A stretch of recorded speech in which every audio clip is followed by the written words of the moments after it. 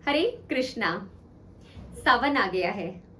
सावन की पहली बारिश के साथ जब धरती का रंग बदलता है तो ऐसे लगता है कि जैसे प्रकृति ने हरी चूनर ओढ़ ली है और पेड़ों की जो डालियां हैं उस पर झूले झूलने लग जाते हैं। चारों ओर गीतों की मधुर ध्वनि सुनाई देती है और वातावरण में एक ऐसी ताजगी भर जाती है जिसे केवल महसूस किया जाता है।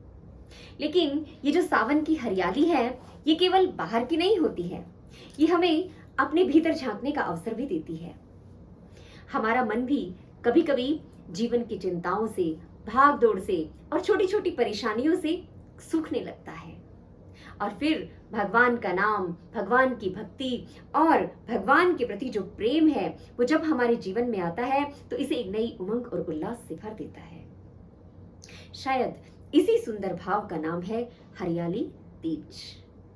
ये केवल मेहंदी लगाने, चूड़ियां पहनने या झूला झूलने का उत्सव नहीं है। इसके पीछे प्रेम है, प्रतीक्षा है, धैर्य है, समर्पण है और भगवान के प्रति अटूट विश्वास की भावना है।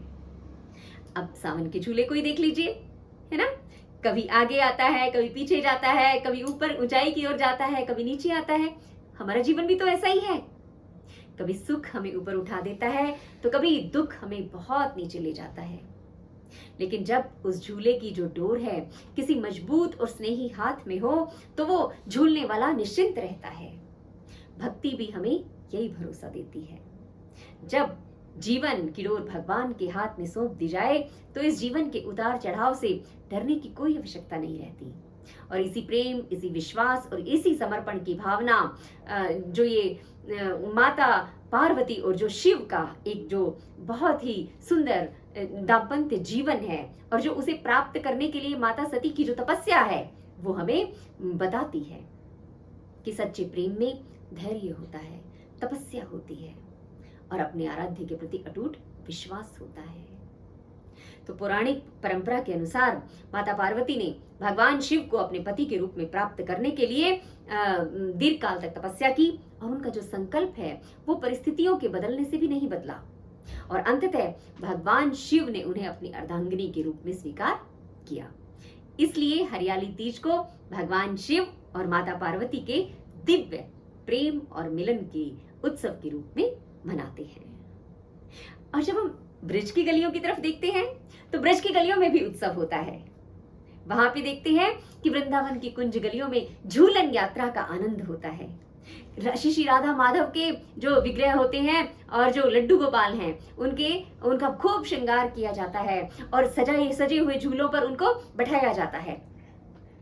और जो प्रकृति है, ऐसा लगता है कि प्रकृति की हरियाली और भक्ति की हरियाली एक दूसरे में मिल गई है। चलिए, तो अब हम जान लेते हैं कि हरियाली तीज 2026 कब है। तो हरियाली तीज 2026 है इस बार 15 अगस्त दिन, शनिवार के दिन। तो ये श्रावण मास की शुक्ल पक्ष की तृतीया तिथि को मनाई जाती है। तो इस वर्ष जो तृतीया तिथि है वो 14 अगस्त की शाम 6:46 से शुरू हो रही है और 15 अगस्त की शाम 5:28 तक रहेगी। तो उदया तिथि के अनुसार हरियाली तीज का जो व्रत है वो 15 अगस्त को ही रखा जाएगा। तो अब हम जल्दी से जान लेते हैं इसके शुभ मुहूर्त। तो जो ब्रह्म मुहूर्त है वो रहेगा सुबह 4:50 से लेकर 5:35 तक और जो पूजा का श्रेष्ठ समय रहेगा सूर्योदय से लेकर सुबह 9:08 तक और जो अभिजीत मुहूर्त रहेगा वो रहेगा दोपहर 12:17 से लेकर 1:08 तक और गोधूली का मुहूर्त रहेगा शाम को 7:06 से 7:29 तक। एक बात और ध्यान रखने की है कि ये जो मुहूर्त हैं ये अपने अपने शहर के अनुसार थोड़े से बदलते रहते हैं, तो आप स्थानीय पंचांग को भी देख सकते हैं। अब आता है हरियाली तीज का महत्व। तो इसका चारों तरफ हरियाली होती है तो इसीलिए हरियाली तीज कहा जाता है। लेकिन इसका एक सुंदर और आध्यात्मिक अर्थ भी है। जैसे जो वर्षा की बूंदें हैं ना वो सूखी हुई धरती को फिर से पुनर्जीवित कर देती हैं, तो उसी तरह से जो भगवान का नाम है, भगवान के प्रति प्रेम है, वो हमारे इस सूखे और बंजर हृदय को फिर से पुनर्जीवित कर देता है।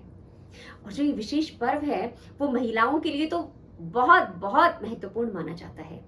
इस दिन महिलाएं अपने पति के लिए, पति के स्वास्थ्य के लिए, उनकी दीर्घायु के लिए और उनके अखंड सौभाग्य के लिए मंगल कामना रखती हैं। और जो कन्याएं हैं, अविवाहित कन्याएं, वो भी इस व्रत को करती हैं, क्योंकि वो भगवान शिव से ये प्रार्थना करती है कि उन्हें एक सुयोग्य जीवन साथी मिल जाए। और इस जो व्रत की जो कथा है ना, वो भी बहुत सुंदर है। तो भगवान शिव और माता पार्वती से जुड़ी हुई कथा है। तो हम सब जानते हैं कि जो माता सती के रूप में जब पार्वती थी, तो उन्होंने अपने शरीर का त्याग कर दिया था और फिर वो हिमालय की पुत्री के रूप में पार्वती के रूप में आई। तो अब वो तो सदा से ही भगवान शिव की जीवन संगिनी है। तो उन्होंने भगवान शिव को अपना जीवन साथी स्वीकार करने के लिए तपस्या करने का निर्णय किया, क्योंकि वो तो एक राजा की पुत्री थी और शिव ठहरे वैरागी। तो फिर ये स्वीकार्य नहीं था कि उनके जो पति हो वो एक वैरागी हो। तो फिर उन्होंने निश्चय किया कि मैं अब तपस्या करूंगी, और उन्होंने कठोर तपस्या की। ऐसा बताते हैं कि पहले उन्होंने कंदमूल, फल फूल खाकर और व्रत किया और तपस्या की, लेकिन उसके बाद फिर उन्होंने कुछ पत्ते खाकर तपस्या की। और ऐसा बताते हैं कि उसके बाद फिर उन्होंने सिर्फ वायु के ऊपर ही तपस्या करनी आरंभ की।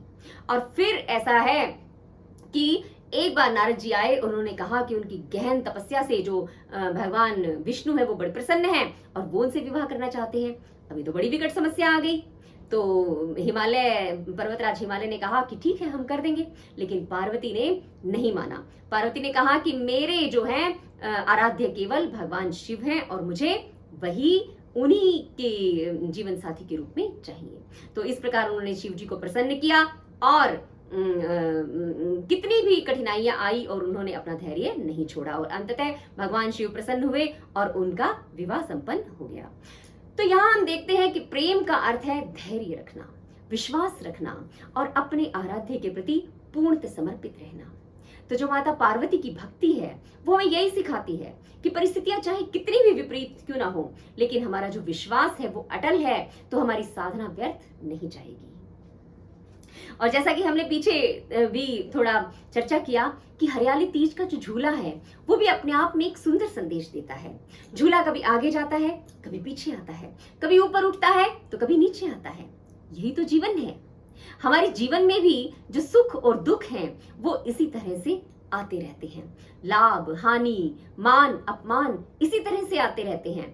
तो उतार चढ़ाव आते हैं, लेकिन यदि हम हमारे जीवन की डोर भगवान के हाथों में सौंप दें, हर परिस्थिति में हमें यदि उनका आश्रय मिलता रहे, तो फिर हम जीवन की विपरीत परिस्थितियों में भी विचलित नहीं होते हैं और हमारा जीवन एक सही दिशा में चला जाता है। तो अब बात करते हैं कि इस दिन पूजा कैसे की जाए। तो जो हमने शुभ मुहूर्त की बात की है, तो प्रातःकाल उठकर स्नान आदि क्रिया से निवृत्त होकर स्वच्छ वस्त्र धारण कर लेने हैं। और जो सुबह का मुहूर्त बताया है मंगला का, तो उस समय उठकर भगवान की एक सुंदर सी एक चौकी बिछानी है और उस चौकी के ऊपर एक कपड़ा बिछा लेना है और माता पार्वती और भगवान शिव दोनों को उसके ऊपर स्थापित कर देना है, यानी कि उनकी फोटो हो या फिर उनका एक विग्रह हो, और साथ में गणेश जी को भी उस पर स्थापित कर देना है।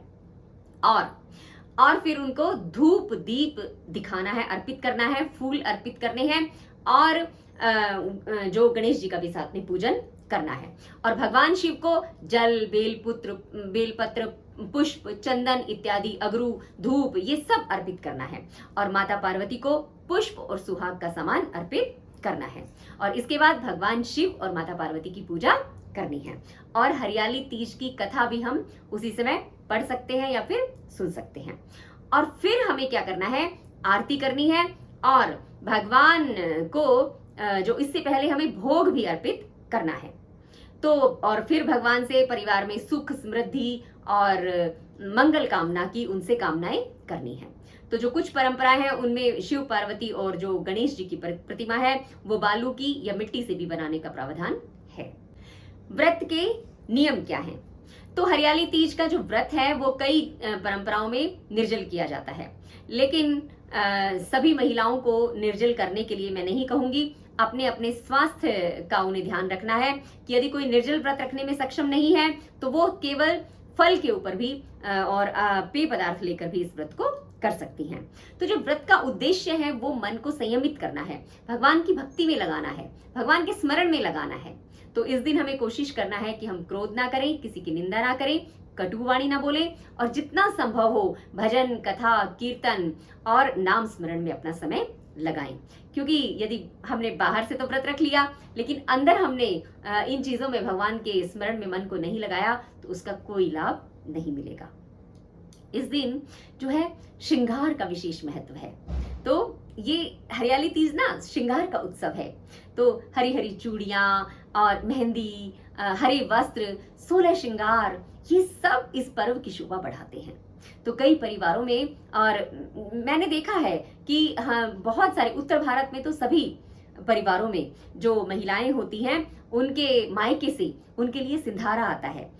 तीज से पहले ही ये सिंधारा आ जाता है, भाई लेकर आ जाता है। उसमें क्या होती है, मिठाई होती है, मेहंदी होती है, चूड़ियां होती है, वस्त्र होते हैं, आभूषण होते हैं, श्रृंगार की सामग्री होती है। जो ये माता पिता होते हैं ना, ये सिर्फ ये वस्त्र नहीं भेजते हैं, ये सामान नहीं भेजते, ये साथ में ये भेजते हैं कि ये उनके लिए शुभकामनाएं भेजते हैं, आशीर्वाद भेजते हैं और अपनी पुत्री के लिए, अपनी भाभी, अपनी ननद के लिए कि तुम जहां भी हो हमारा प्रेम और आशीर्वाद हमेशा तुम पर बना रहे।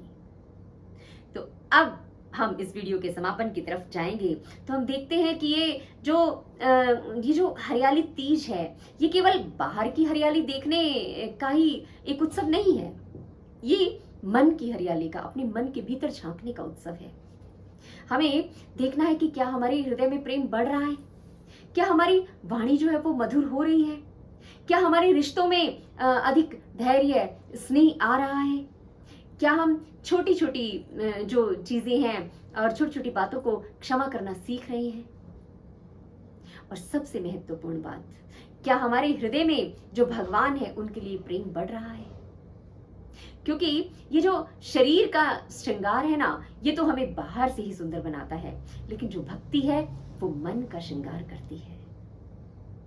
तो ये जो हरियाली तीज का व्रत है ना, ये जो भगवान शिव और माता पार्वती का जो सानिध्य है, उनकी कृपा है, ये हमें निष्ठा और समर्पण का संदेश देते हैं।